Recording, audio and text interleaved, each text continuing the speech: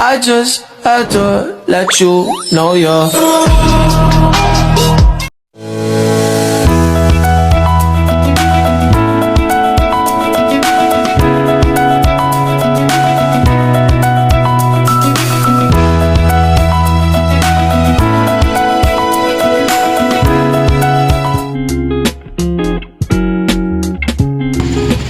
Kota Padang memiliki banyak peninggalan sejarah yang menjadi saksi perjuangan bangsa Indonesia.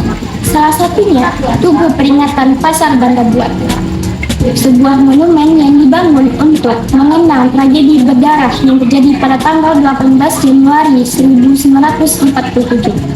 Tugu ini menggambarkan seorang ibu dan dua pemuda yang melihat ke arah langit, dan salah satunya menunjukkan langit. Gambaran tersebut menjadi simbol kesedihan dan penghormatan terhadap masyarakat yang menjadi korban penyerangan oleh Belanda.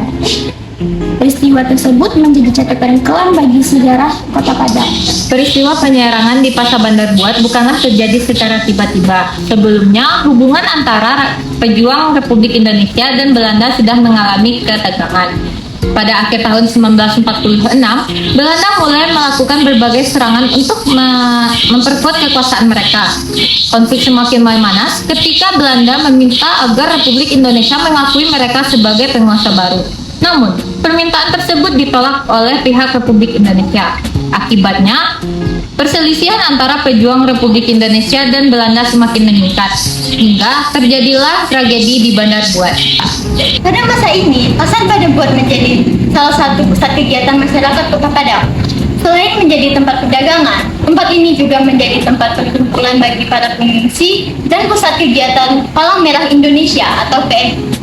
Pada tanggal 18 Januari 1947, yang merupakan hari balai, bertepatan pada hari Sabtu, sehingga suasana tempat ini menjadi ramai oleh pedagang dan pembeli. Namun, tak ada seorang pun yang menyadari bahwa hari itu akan menjadi hari yang penuh duka bagi masyarakat Kota Padang. Sebuah serangan udara dari Belanda yang membuat suasana ramai tersebut menjadi tragedi kemanusiaan. Setelah sholat zuhur, 4 pesawat tempur Mustang P-51 milik Belanda datang menuju wilayah Bandarbuat karena Melihat bendera merah putih berkibar di kantor camat Lubuk Tilangan. Awalnya, masyarakat mengira bahwa pesawat tersebut akan melintas. Namun, beberapa saat kemudian terjadilah penyerangan.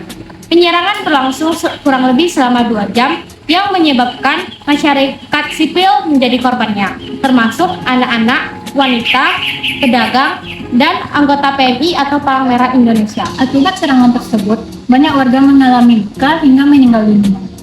Jumlah korban yang pasti masih belum diketahui sampai saat ini.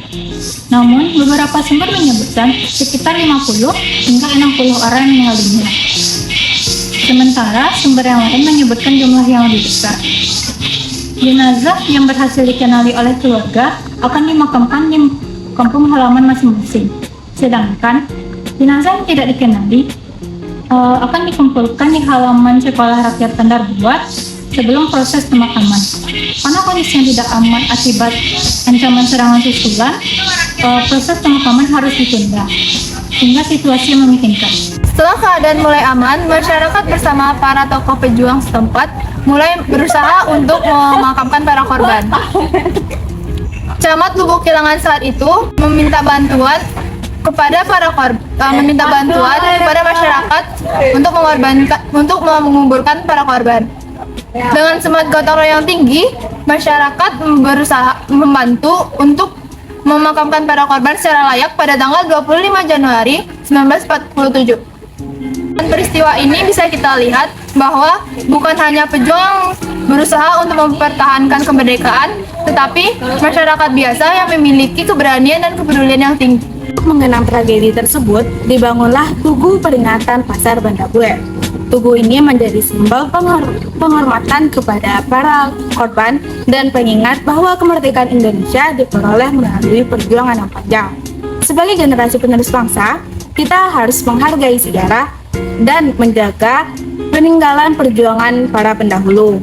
Karena melalui sejarah, kita dapat belajar tentang keberanian, persatuan, dan arti penting mempertahankan kemerdekaan.